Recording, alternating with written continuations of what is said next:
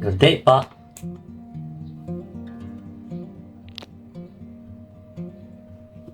Baka di maano yung mic. Hindi ko muna ginamit yung mga mic.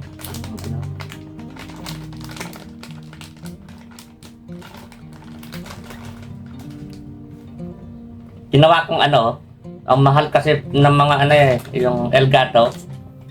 Para sana, pwede naman yung taskbar, di ba? Pero meron pwedeng use. No? Maraming pwedeng use. Kumbaga, physical na pindutan siya. Hindi siya through program. Kasi yung Elgato, hindi ko mag-gets. Pwede naman sa yun, nag-gets ko na. Sa games po, no? Karamihan, no? Tapos sa editing nila, ganun. Ito, ginawa kong parang Elgato, pero mas advanced to pre. Tapos, 200 plus lang ata.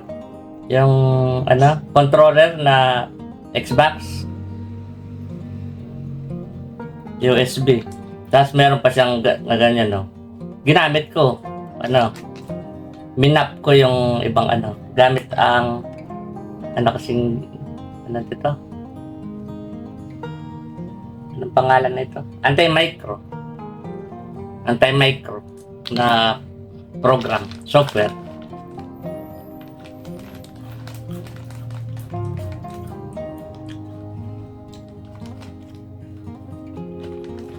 Parang siyempre, may abal ako.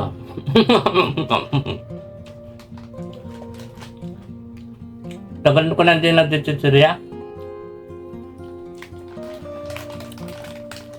Dati na may asawa pa ako, doon ako sa editing room ko. Ngayon yung editing room, dami ko chichirya nun pre. Yung editing room ko nun, ay yun yung buong bahay namin naging paano.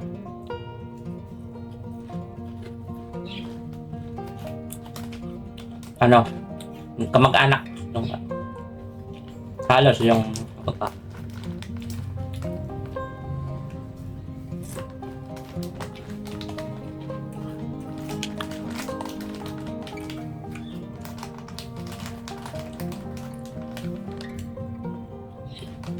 Ginawa kong parang, pa rin, konda pa rin. Pag picturean ko. Tapos pwede kong,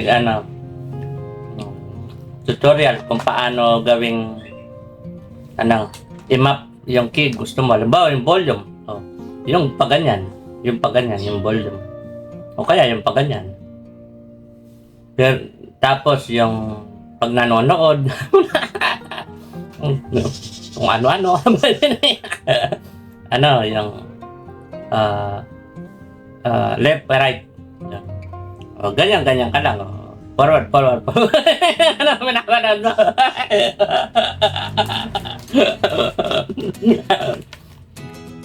Tapos sa Photoshop, ang galing. Bumilis lalo yung trabaho ko sa Photoshop dahil dito. Yung zoom out, yun. Pwede kasi mag-create ng Teka, pag itatapik na lang yun, na focus topic na lang doon isang video. Ngayon, topic. Tumusunod, sa utos ng Diyos.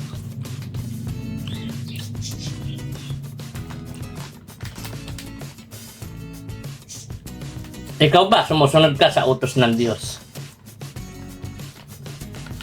Pag sinasabing utos ng Diyos, lagi sinasabi 10 commandments, di ba? Sa panahon po ngayon, iba na. Huwag mo gamitin, parang ganito po yan. Panahon ng 3210, yung cellphone. Ngayon, ano na yung mga advance? Gagamitin mo pa ba yung 3210? Majority ng maraming tao, gagamitin pa po yung 3210. Majority, hindi ko pa sabihin. Kasi pinipilit ng iba dyan Oo, gagamitin ko kanya. Iba po sa henerasyon noon, iba sa henerasyon ngayon. No? Kung paano mo kung paano pagkaintinding ipapasok mo. Maitatama mo yan kung naintindihan mo ang henerasyon.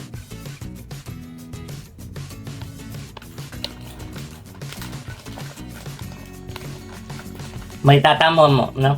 Ibig ko sabihin, meron pa rin pwedeng kailangan na ibahin yung ibig sabihin.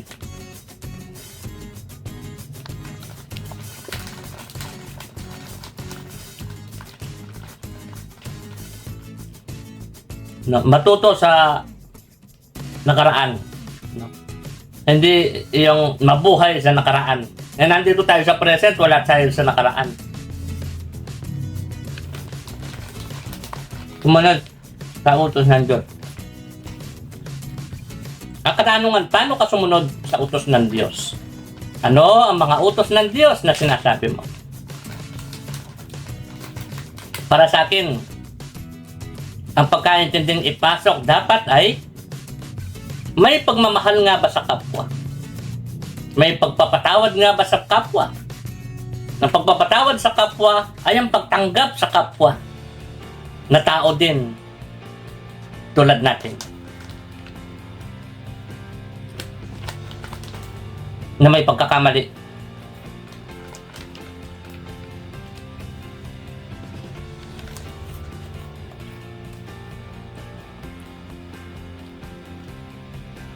Pagsunod daw sa utos ng Diyos. May pagmamahal ba? Yung pagkaintinding tinanggap mo. Pagdating sa sinasabi mong utos ng Diyos, na kaya tinatawag mong Panginoon, ay dahil Panginoon, sinusunod. Lord. So bago mo sundin, kailangan mong maintindihan, hindi lang alam kung anong kagustuhan ng sinasabi mong Panginoon.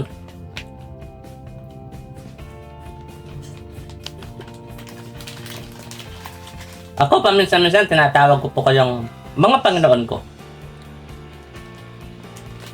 Kaya iniintindi ko po si kayo. Kasi kailangan mong maintindihan kung anong kagustuhan ng Panginoon mo. Di po ba?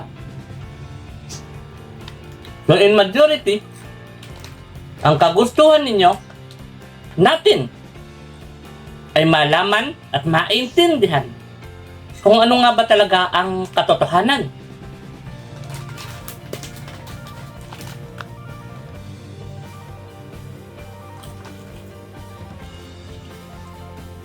Ang uso ngayon, paano? Ay, idol ko si ano, ganyan, no? Idol ko siya. Kasi sa talino niya, ang galing niya. Pero wala akong sinabi na parehas kami pagkaintindi. Pero idol ko siya dun sa talino niya. Ang ibig ko sabihin sa idol, doon sa usapin yon, sa sentence na yon ay paghanga. Eh, lalaki din siya. Hindi ko naman pwedeng sabihin, crush ko siya, ano doon? Di ba ganun yung Lodi?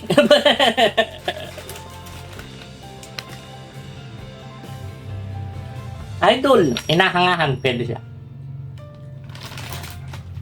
Pero ikaw, kung ang pagkaintindi mo doon ay hindi naman ganon, sorry po kung hindi tayo parehas. Naiintindihan kita. Naway naiintindihan mo rin ako.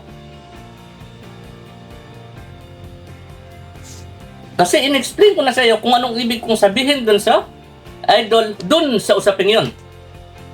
Ang ibig ko po sabihin, hindi sa lahat ng usapin, eh pare-parehas ang meaning ko sa word na idol. Ikaw, kung yung ibig mo sabihin sa idol ay iisa lang, ang ibig sabihin, sa lahat ng sentence, hindi dapat gamitin ang word na idol ka mo. Parang may mali. Kasi marami kang pwedeng ipasok na ibig sabihin ng idol. Maging sa tinatawag niyong Biblia. Iba-iba ang lengguwaheng at bersyon na nabuo. Sinong sumulat nun? Tinranslate lang niya. Base sa kanyang pagkaintindi. And then, kiniklaim na yun ang tamang pagkaintindi. Kiniklaim. Ang ibig pong sabihin, hindi pa 100% na yun nga ang katotohanan. Wala na, lagyo.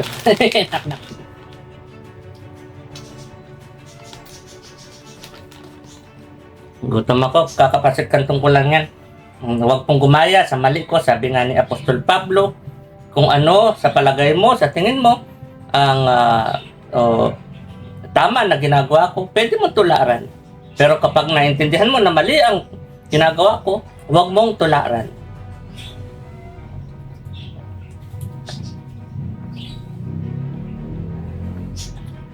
Hindi naman po ako araw-araw nagpapasik-kanton saka chicheria.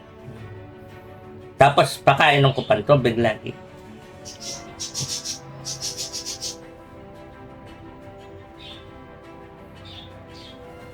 Ano na idol? Idol. Idol! Ladi!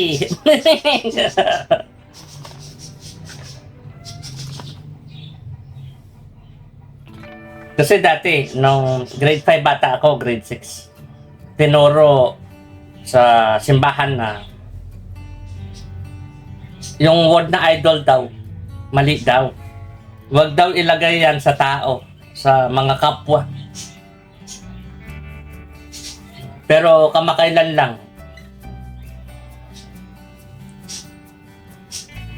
binibigkas ng bibig ko, idol! Ba, meron ako nakita, ang galing niya. Idol! Ang galing! Inintindi ko kung anong ibig sabihin ng bibig ko. Ang ibig sabihin, hinahangaan. Kudos! Parang ganon. Ngayon, sa sentence na yun, sa pangyayaring yun, please, huwag mong ipilit palagi. Ibig ko sabihin, palagi pagdating sa usapin ngayon na yung ibig lang sabihin ng idol ay isa lang. Depende yan sa sitwasyon. Depende sa pangyayari. Depende sa usapin. Sasabihin ko sa'yo, huwag ka magpakalasing. Alak lang ba ang ibig ko sabihin? Gayong ang ibig ko sabihin ay huwag ka sosobra. Huwag sobrang dami. Huwag din sobrang konti. Mabiting ka, Lord. Sakit daw sa ulo. Ay, pasensya na po sa mga pinag-uusapan lagi ang Diyos. Tapos, naintindihan ko po yung mga umiinom, lalo na't umiinom ako dati. Hindi lang umiinom, manginginom pa. Tapos nagyosin na rin po ako dati. Nakailang drugs din. Dati. Yung mga gamot ko noon na bawal.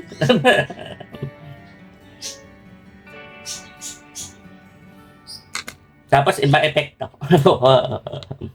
Pero ngayon, lason ko na yun.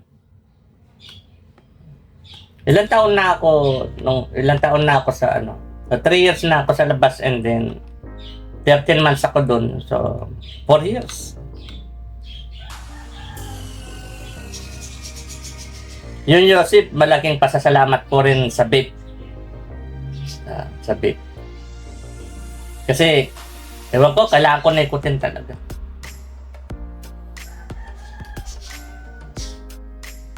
Pero ikaw, kung hindi ka nagninikutin, please, huwag na. Ang hirap, no? Huwag mong bigyan ng sakit ang bulsa mo. May gastos din. Babe. No? Huwag, depende yan sa usapin. Let's say, for example, yung sinasabing utos. Mga utos ng Diyos. Ikaw, nandito ka sa panahon na to. In present. Gagamit ka ba ng walkie-talkie? Papapiliin kang walkie-talkie. O sabihin, 650. Anong pipiliin mo? Sa panahon niya. Ba, meron pang ganun. Nagganan ako dati. O ano, yung latest na lang, yun. Hindi ko alam mga pangalan ng latest na cellphone. Anong pipiliin mo?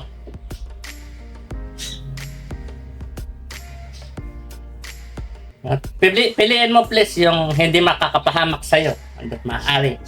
And then, may pagmamahal pa rin sa kapwa. Base sa usaping utos ng Diyos. Iba tayo sa panahon ngayon, iba ang panahon noon. So, ang ibig sabihin, nag-iba ang ibig sabihin. Yung word nga na kasalanan, grabe eh.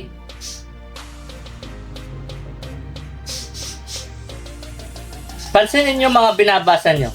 Dinadala kayo, let's say ganito. Ito ang Diyos kamo. Ito mga kapwa. Dinadala ka dito lagi. Yan, sa Diyos, sa Diyos. Sa mga kapwa, parang gamit lang sila sa'yo. Tapos, ang importante kamo, ikaw at ang Diyos. Ganyan ang paglapit mo sa Diyos. Pero mga kapwa mo, ginagawa mo lang gamit. Yun, halos yun nakikita ko. Kasi para sa akin, ang tunay na pagmamahal sa Diyos ay pagmamahal sa kapwa. Huwag mong ikumpara ang Diyos kanino man. Inukumpara mo ang Diyos sa kapwa.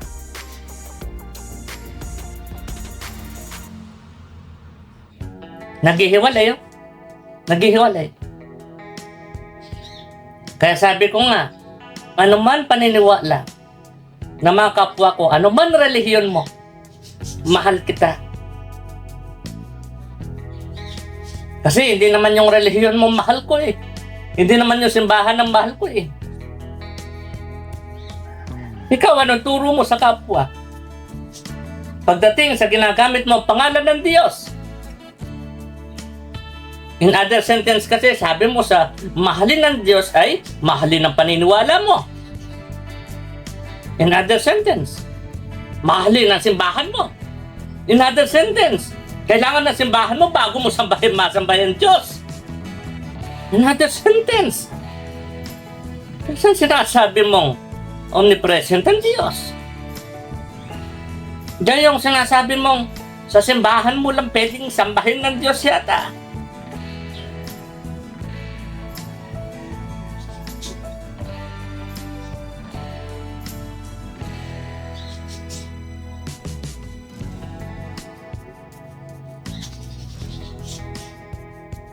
Inuulit ko, ano man paniniwala ng kapwa ko, mahal ko kapwa ko. Kasi hindi naman ng paniniwala ang kapwa ko. Hindi ako against sa paniniwala.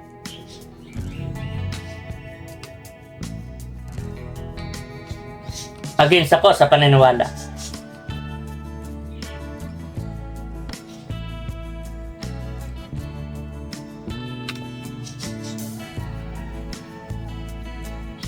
Ano po ang ibig ko sabihin?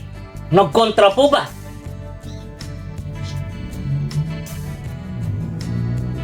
Sure ka po nagkontra?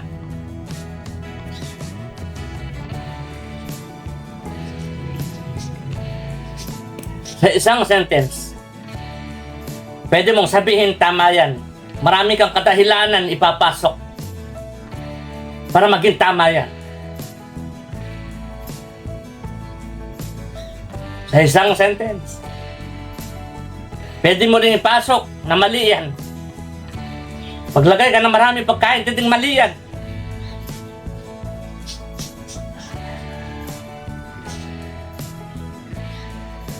Tapos nagbabatuhan pa kayo. Hindi na bato na baril na baril. Bahala mo, 5. Tinira niya sa kanya, umilag ka. Hindi mo man lang inintindi. Umilag ka lang. Yung versikulong sinabi niya. Tapos ikaw, linaban mo naman yung isang versikulo. Tignan nyo nag-aaway mga bersikulo. Hindi lang kayo.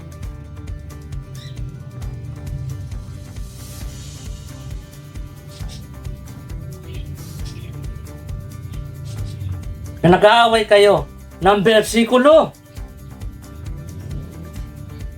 Paano masasabing yan ang ibig niya sabihin? Kung ano ang naiintindihan mo sa binasa mo na bersikulo. Gayong ang daming bersikulo sa kanyang paligid. Ang daming pang sentence. Lakyan mo pa. Mabubuo ang isang kapitulo.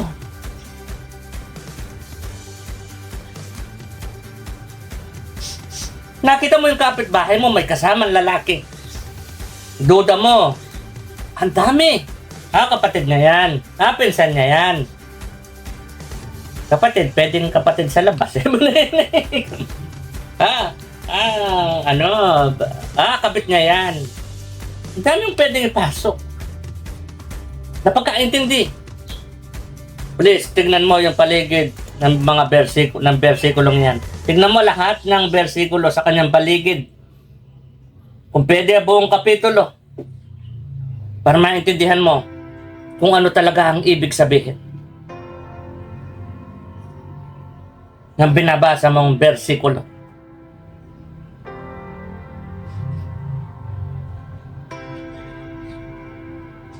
Mag-back naman po tayo. Yung binabasa mo. Tsaka pre, namatay ito. Buti ka pa, pwede ka pang buhayin. Sana all. So, dyan. Nasaan na po tayo? Kain na po tayo. Tumaya. Antes ko lang po yun.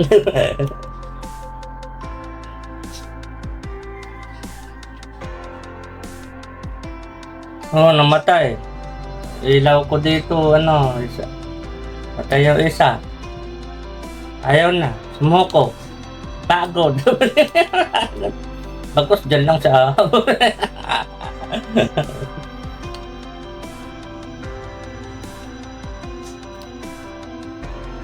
Paano na po ang binabasa mo?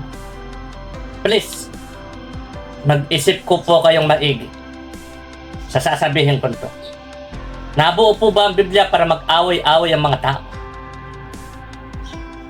Hirap mong sagutin yan nang walang dahi-dahilan. Sige, magpukol ka pa ng bersikulong sinasabi mo. Ang dami mong pwede pagkaintinding pwede sabihin tama yan.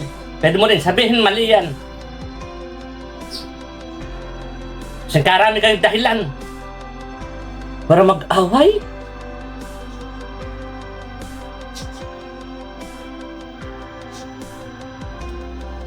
Bili pa ako kung lalo kayo nagmamahalan sa sinasabi nyo pinaka-importante, pinakamahalaga na libro sa buong mundo.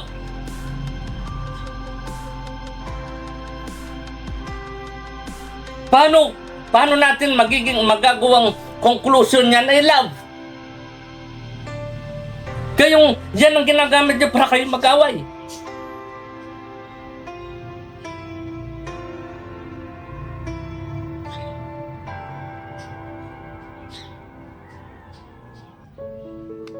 Patawad po sa mga taliwas na pagkaintinding sinabi ko.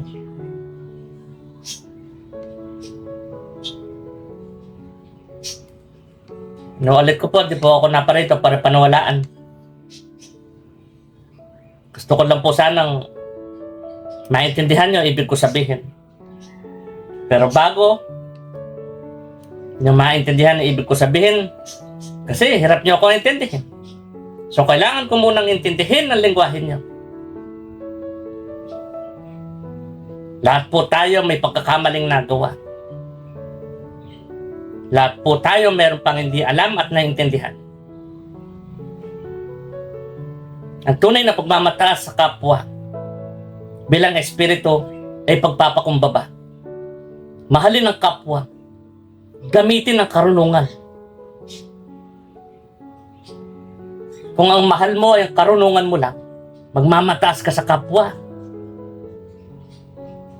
At sinasabi mong pagpapakumbaba, karamihan, scripted, walang pakiramdam.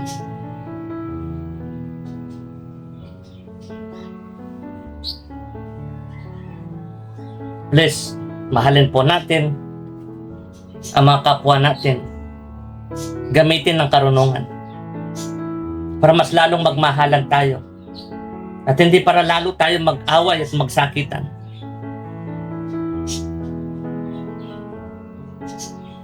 Balang araw, lahat ng paniniwala, kung questionin nyo sarili nyong paniniwala, pinapangako ko po yan.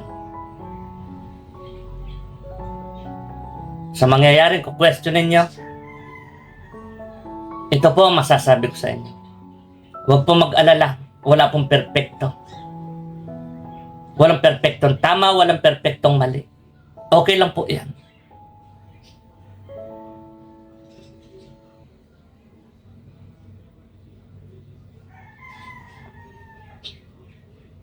Ba't nawala yung tunog? Nawala siya ako. Wala yung tunog. Wala yung instrument break. Sige pa. Ang hirap magkabuntot. Nasa harap kasi yung buntot ko. Ayun. Yung ilaw, lo dyan. Sige pa, love niya pa. Sana pa, love mo rin po kami.